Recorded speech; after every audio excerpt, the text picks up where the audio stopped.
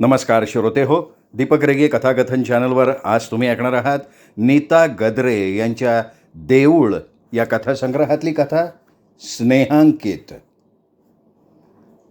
टेबलावरचा पत्रांचा ढीग सानियानं दूर सारला. ती अगदी कंटाळून गेली होती. तिने आपले थकलेले डोळे तळव्यानं दाबले, कपाळपट्टी चोळली. टेबलावरच्या ग्लासचं झाकण दूर करून ती पाणी प्यायली. कूलरमधल्या थंडगार पाण्यामुळे तिला खूपच बरं वाटलं.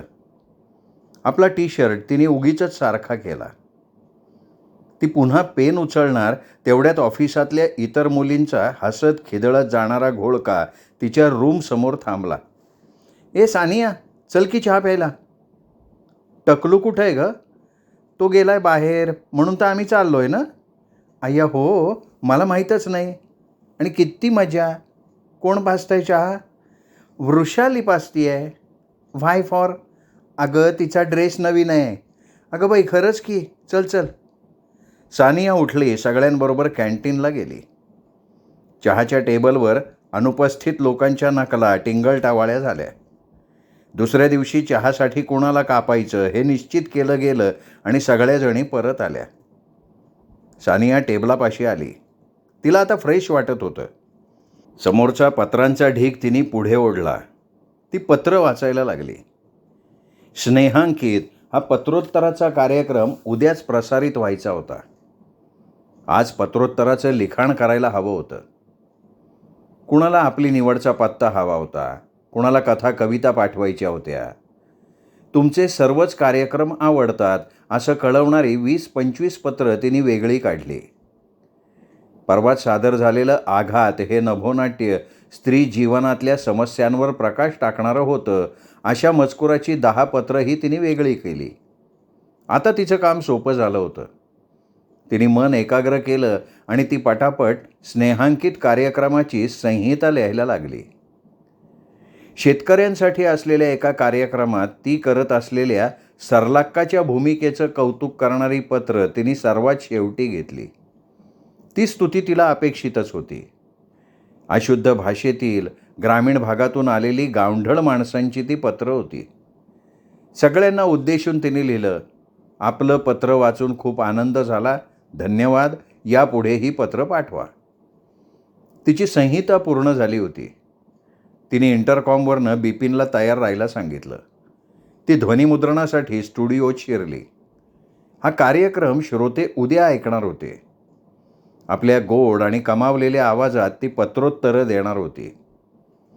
तुमचा आवाज फारच गोड आहे या वाक्याला ती पुन्हा उत्तर देणार होती, पत्र वाचून आनंद झाला, धन्यवाद.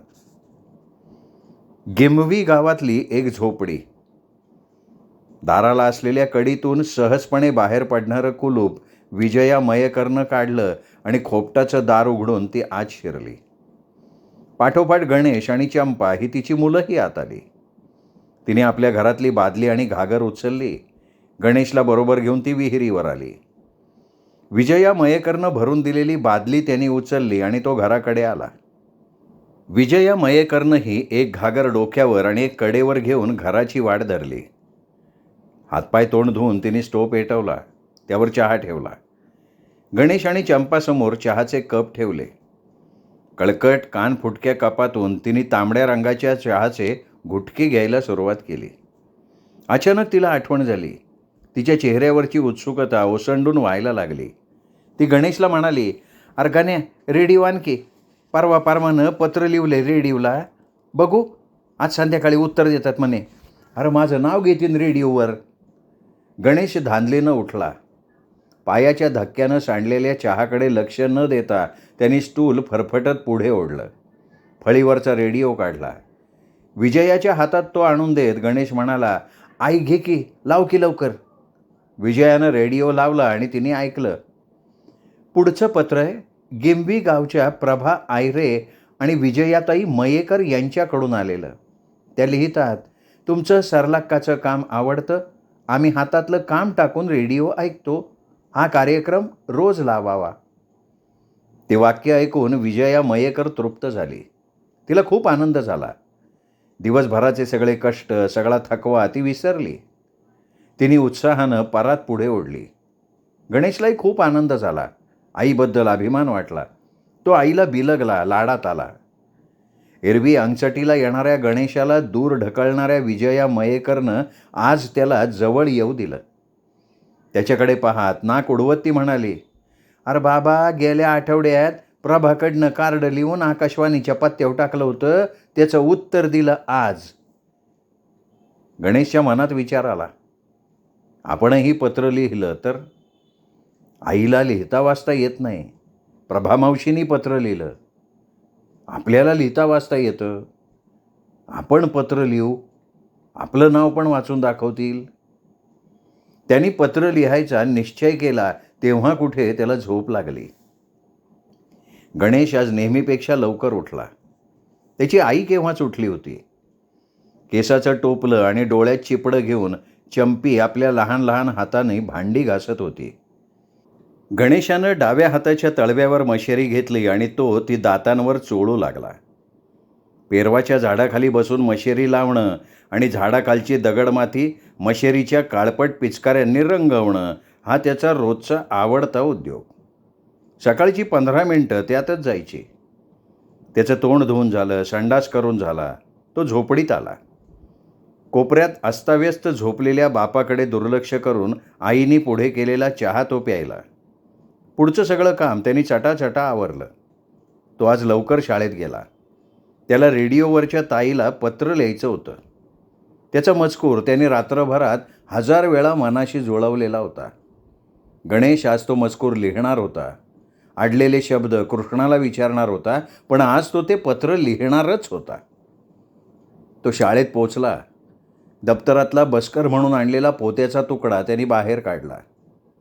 वर्गातल्या जमिनीवरचे खड्डे चुकवत त्यानं नेहमीची जागा पकडली. पिशवीतून बॉलपेन बाहेर काढलं. आपल्या मळकट वहीतली त्यातल्या त्यात कोरी स्वच्छ पानं त्यांनी फाडून टाकली आणि त्यावर विचारपूर्वक मजकूर लिहायला सुरुवात केली. प्रिय ताईस, गणेश मयेकरचा नमस्कार. मी गिम्बीला राहतो. मी 4थीत शिकतो. तुमचे सगळे कार्यक्रम मला आवडतात. तुम्ही पण मला खूप खूप आवडता. तुम्ही मायाळू आहात. तुम्ही खूप गोड बोलता. माझ्या पत्राला येत्या कार्यक्रमात उत्तर देणे. वाट बघतो. तुमचा विद्यार्थी गणेश मयेकर. त्यांनी पत्र पूर्ण केलं. त्यानंतर तो मजकूर पुन्हा पुन्हा वाचला. आज दिवसभर त्याचं वर्गात, शाळेत कुठेच लक्ष नव्हतं. दुपारच्या सुट्टीत तो कृष्णाबरोबर पोस्टात गेला. त्यांनी कार्ड आणलं. त्यावर तोच मजकूर पुन्हा लिहिला. पोस्टात टाकला. त्याला फार उत्सुकता वाटत होती. तो आता न चुकता रोज रेडिओ ऐकणार होता. तो संपूर्ण दिवस सानियाला फार धावपळीचा गेला. रोजची मीटिंग संपवून ती घाईघाईनं स्टुडिओत शिरली. आज नाटकाचं रेकॉर्डिंग होतं. नाटकाचे प्रिंटआउट तिने कालच तपासलेले होते. काम करण्यासाठी आलेल्या पात्रांना ते वाटले होते. प्रत्येकाला भूमिका देऊन तालमीही घेतल्या होत्या.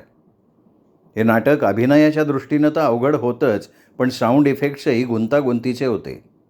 त्यातून 1-2 पात्रं कच्ची होती. तिला त्यांच्यावर खूपच श्रम घ्यायला लागणार होते. ती स्टुडिओत शिरली तेव्हा सर्व पात्रं आलेली होती. मग पुन्हा रिहर्सल. त्यापायी तिला दुपारी डबा खायलाही वेळ मिळाला नाही. नाटकाचं ध्वनिमुद्रण संपवून ती बाहेर आली त्यावेळी रात्र झाली होती. लेडीज रूममध्ये जाऊन वॉश घेऊन ती आपल्या रूममध्ये आली तेव्हा खूप दमली होती. तिची दिवसभराची कामं टेबलावरच साठवून राहिली होती. तिने टेबलावरचे सगळे कागद उचलून आपल्या ड्रॉवरमध्ये टाकले. ते कागद साधे बघायचाही उत्साह नव्हता तिच्यात. तिने ते बघितलेच नाहीत. त्या कागदांच्या ढिगाऱ्यातच गणेशचंही पत्र होतं. गणेश उड्या मारत घरी आला. त्यांनी दप्तर खिळ्याला नीट अडकवलं. पायातल्या स्लीपर्स दारामागे टाकल्या. तो खुशीखुशीत विजया मयेकर जवळ आला. तिच्या पदरात डोकं गुरगटून घेत तो म्हणाला, "आई, आज रेडिओवर माझं नाव येईन बरं का? मी पत्र पाठवले. 8 दिवस झालं." "वय का? लय हुशार झाला बाबा तू. काय लिहिलं पत्रात?" मग गणेशनी सगळं सांगितलं. त्या दोघांनी मग उत्सुकतेनं रेडिओ लावला. पत्रोत्तरं सुरू झाली. दोघं जीवाचे कान करून ऐकत होते. संपूर्ण कार्यक्रम त्यांनी ऐकला, पण त्याचं नाव त्यात नव्हतं. ताईचं वाक्य त्यांनी ऐकलं, बरं तर श्रोते हो, याचबरोबर आजचा आपला पत्रोत्तरांचा कार्यक्रम संपला. पुन्हा भेटूया. गणेश हिरमुसला म्हणाला, आई, माझ्या पत्राला उत्तर नाही दिलं. माझं पत्र मिळालं नसन का गं? अरे पत्ता बरोबर लिहला होतास नव? होय की. मग का नाही उत्तर दिलं? काय माहिती. गणेशचे डोळे पाझरायला लागले. तो न जेवता झोपी गेला. सानियाला 4 दिवस रजेवर जायचं होतं. 4 दिवसांच्या सर्व कार्यक्रमांचं ध्वनिमुद्रण करून त्या सीडीज लायब्ररीत द्यायच्या होत्या. ती त्याच घाईत होती. तिने पत्रोत्तरांचा कार्यक्रम आधी लिहायला घेतला. सर्व पत्रांचं रॅपिड रीडिंग, मग सॉर्टिंग असं करत करत ती गणेशच्या पत्रावर स्थिर झाली. तिने ते पत्र वाचलं आणि उत्तर दिलं. भाऊ, आपल्याला हे गिंबी गावाहून आलंय बरं का. हा गणेश मयेकर 4थ्या इयत्तेत शिकणारा मुलगा आहे. अरे वा, म्हणजे ताई आपला हा बालमित्रच आहे. भाऊ आठवणीनं नेहमीचं वाक्य म्हणाला. ताई उर्फ सानियानं आवश्यक रिस्पॉन्स म्हणून एक बारीकसं हास्य केलं आणि ती पुढे उत्तर देती झाली. तुला आमचे कार्यक्रम खूप आवडतात. तुला आई आवडते. ताई मायाळू आहे असं तू लिहिलं आहेस. ते वाचून आनंद झाला. तू पहिल्यांदाच पत्र लिहिलं आहेस त्याचं आम्ही स्वागत करतो. पुन्हा पत्र लिही बरं का. ध्वनिमुद्रण संपलं. डिटेल्स अनाऊन्सरकडं द्यायला तिने बिपिनला सांगितलं आणि ती स्टुडिओतून परस्पर रेल्वे स्टेशनवरच गेली. गणेशनी ते उत्तर ऐकलं. त्याची निराशा, रुसवा कुठल्या कुठे पळाला. तो एकदम ताजातवाना झाला. त्याने आनंदानं आरोळी ठोकली. छोटा ट्रान्झिस्टर बगलेत मारून तो घराबाहेर धावत सुटला. सगळ्या मित्रांना त्याला सांगायचं होतं की माझं नाव मी रेडिओवर ऐकलं. आता त्याला ताई जास्तच आवडायला लागली. कशी असेल ताई? नक्कीच प्रेमळ असेल. तिचे डोळे आजीसारखे असतील. ती ठिपक्या ठिपक्यांचं पातळ नेसत असेल. तिचे केस खूप लांब असतील. त्यावरती गजरा माळत असेल. तिचं हसणंही खूप छान असेल. तिचे दात शुभ्र सफेद असतील. ती चांगलीच असेल. खूप प्रेमळ, मायाळू, आईपेक्षा प्रेमळ. ताईला आणखीन एक पत्र लिहिलंच पाहिजे. गणेशनं दप्तरातून कार्ड काढलं. लिहायला सुरुवात केली. प्रिय ताई, मागच्या कार्यक्रमात तू माझ्या पत्राला उत्तर दिलं. मी ऐकलं. मला खूप खूप आनंद झाला. त्या आधीच्या प्रोग्राममध्ये तू उत्तर दिलं नाही. मला वाईट वाटलं. पत्रात चूक असली तर माफ करणे. तू मला आवडते. परवा लागलेलं नभोनाट्य मायेचा जारा खूप आवडलं. ते पुन्हा लावणे. ताई, तुझं नाव काय आहे? तू आमच्या घरी येशील का? मी वाट बघतो. तुझा विद्यार्थी गणेश. गणेशनं हे पत्रही पोस्टात टाकलं. सानियाला ध्वनिमुद्रणासाठी बाहेर जायचं होतं. एक रूपक करायचं होतं महिला लघु उद्योजकांवर. बऱ्याच गावांमध्ये ध्वनिमुद्रणासाठी जायचं होतं. या खेपेचा पत्रोत्तरांचा कार्यक्रम करणं खरं तर तिच्या जीवावर आलं होतं. पण ती तो करणार होती कारण तो तिचा कार्यक्रम होता. तिच्या नेहमीच्या कामाचा एक भाग होता. तो करणं अटळ होतं. तिच्यामुळेच तो लोकप्रिय झाला होता.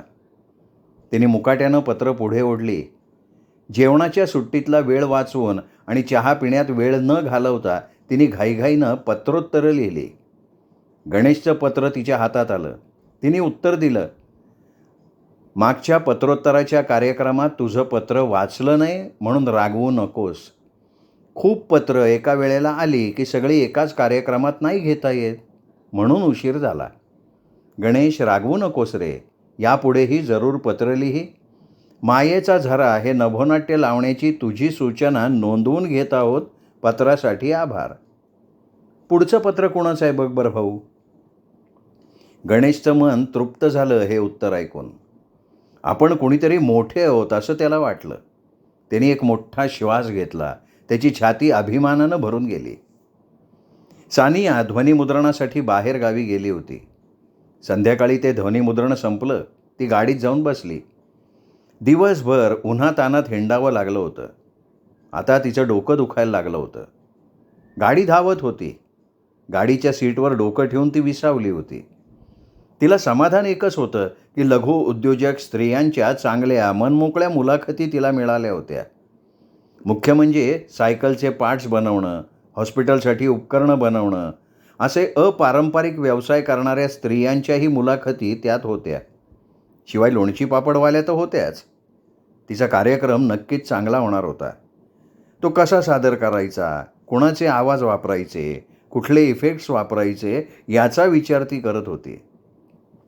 अचानक गचके देत गाडी थांबली. ड्रायव्हरने ती पुन्हा पुन्हा स्टार्ट करावी आणि पुन्हा ती बंद पडावी असं व्हायला लागलं. ड्रायव्हर वैतागला, गाडीतून खाली उतरला. गाडीचं बॉनेट उघडून तो खाटखूट करायला लागला. सानियाही वैतागली. तिचं डोकं जास्त दुखायला लागलं. आता ही गाडी दुरुस्तीला किती वेळ घेणार या विचारानं ती त्रासली. गाडीच्या आसपास पोरांचा गलका ऐकू येत होता. तिने एकाला विचारलं, गाव कुठलं आहे रे? गिम्बवी. पुन्हा डोळे मिटून घेता घेता तिला जाणवलं की ह्या गावातून आपल्याला एका श्रोत्याचं पत्र येतं. काय नाव बरं त्याचं? तिला नीटसं आठवेना. तिने नाच सोडून दिला. गाडीभोवती पोरांची गर्दी वाढत होती. पोरं बडबडत होती, आकाशवाणीची गाडी आहे रे बाबा. अयो, म्हणजे रेडिओची वय. पाटी लिवली का गाडीव? लिवली की हाय की. तर काय झालं यांच्या गाडीला काय माहिती? अचानक कोणीसं कुजबुजलं, अरे गाडीत बघ शर्ट घालून एक बाई बसली. सगळे फिदी फिदी हसले. उत्सुकतेनं पण सावधपणे गाडीकडे तिच्याकडे बघायला लागले. एकजण दबक्या आवाजात म्हणाला, हे गणेश, तू आकाशवाणीला पत्र लिहितो ना? तुला उत्तर देती ती बाई आहे का ही बघ. सानियाला एकदम आठवलं, हां बरोबर, गणेश मयेकर हे त्या श्रोत्याचं नाव. तोच गिम्बवीचा श्रोता, 4थीत शिकणारा मुलगा. तिने उत्सुकतेनं डोळे उघडले.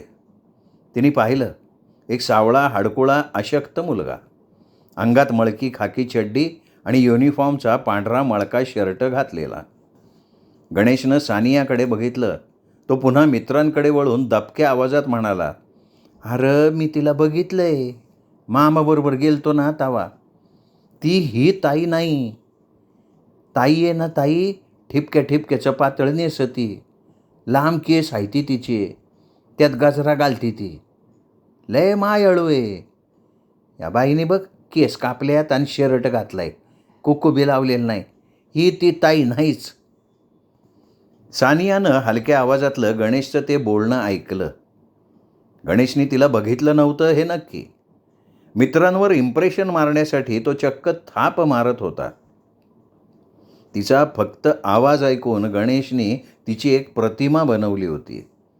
मनातल्या मनात ती प्रतिमा त्यांनी जपली होती. त्याच्यावर झालेल्या संस्कारांशी सुसंगत प्रतिमा, त्याला हवी तशी, त्याला आवडे तशी.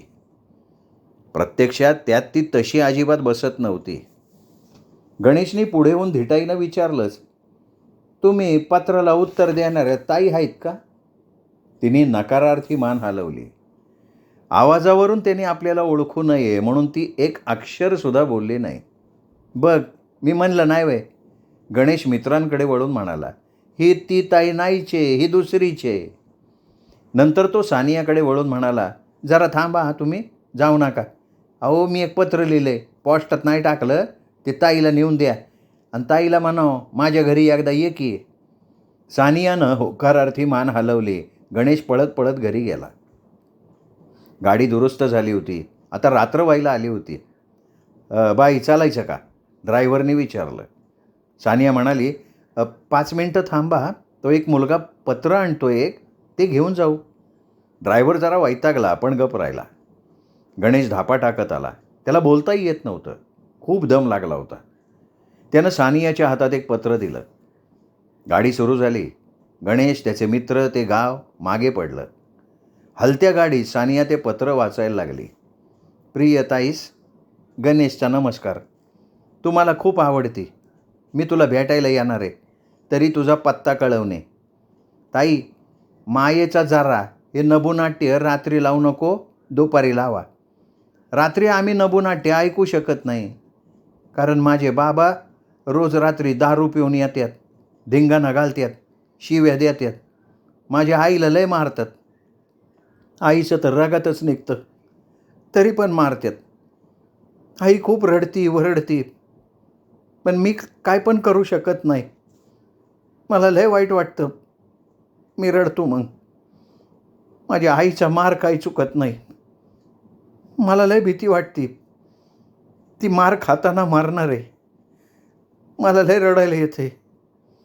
ताई, मी काय करू शकत नाही. तू मला भेटायला ये. पत्राला उत्तर दे. मला माझी आई लय आवडती. तुझा विद्यार्थी गणेश. पत्रोत्तरांच्या कार्यक्रमात गणेशचं पत्र घ्यायला हवंच होतं. सानियाची खात्री होती की ते वेडं पोर जीवाचं कान करून ते उत्तर ऐकणार होतं. सानिया आणि बिपिन स्टुडिओत गेले. ध्वनिमुद्रण सुरू झालं. नेमकं बिपिननं गणेशचं ते पत्र हातात घेतलं. तो उत्तर देताना म्हणाला, मयेकर, तुमच्या सूचनेनुसार मायेचा झरा हे नभोनाट्य रात्रीऐवजी दुपारी लावता येणार नाही, कारण नभोनाट्याची वेळ रात्रीचीच असते. क्षमस्व. खरं तर उत्तर संपलं होतं. पुढचं पत्र घ्यायला हवं होतं. पण सानिया पुढे बोलत राहिली. बिपिन गोंधळला, तिच्याकडे बघत राहिला. सानिया बोलत होती, तू शर्ट घालणाऱ्या ताईबरोबर पाठवलेलं पत्र पोचलं. तू मला आवडतोस. गणेश, वाईट दिवस प्रत्येकाच्याच आयुष्यात येतात, पण अशा वेळी घाबरायचं नसतं. मन शांत ठेव, धीर धर, आनंदात राहा. हे वाईट दिवसही संपतील. सुखाचे दिवस येतील, नक्की येतील. गणेश, मी सांगते तसं वाग. यापुढे तुझ्या बाबांनी आईला मारायला सुरुवात केली की त्यांचा हात धर, त्यांना ओरडून सांग, मोठ्या आवाजात म्हण, खबरदार माझ्या आईला मारलं तर मी मारू देणार नाही. हात धर बापाचा. आणि गणेश, तुझ्या आईलाही माझा निरोप सांग. म्हणावं, मार खाऊ नकोस. नवऱ्याचा प्रतिकार कर. त्यांनी 4 मारल्या तर तू निदान 2 तरी मार. आणि गणेश, तू खूप शिक, मोठा हो, शहाणा हो. तुझे वाईट दिवस खरंच संपतील. चांगले दिवस येतील, नक्की येतील. सानिया बोलत राहिली. तिचे डोळे पाझरत राहिले. बिपिन गोंधळून तिच्या तोंडाकडे पाहत राहिला आणि म्हणाला, अगं, कुठला तरी गावंढळ दिसणारा मुलगा काहीतरी पर्सनल प्रॉब्लेम्स लिहितो आणि तू इतकी इन्व्हॉल्व होतेस. कम ऑन यार, बी प्रोफेशनल, डोंट क्राय. पण सानियाचं त्याच्याकडे लक्षच नव्हतं. श्रोते हो, तुम्ही ऐकत होतात नीता गद्रे लिखित कथा स्नेहांकित. कथा कशी वाटली कमेंट करून जरूर कळवा. कथेचा व्हिडिओ लाईक करा, हाईप करा आणि कथेचा व्हिडिओ आपल्या कथाप्रेमी मित्रपरिवारात, नातेवाईकात शेअर करा. भेटत रहा दीपक रेगे कथाकथन चॅनलवर अशाच उत्तमोत्तम कथा कादंबरी ऐकत राहण्यासाठी. नमस्कार.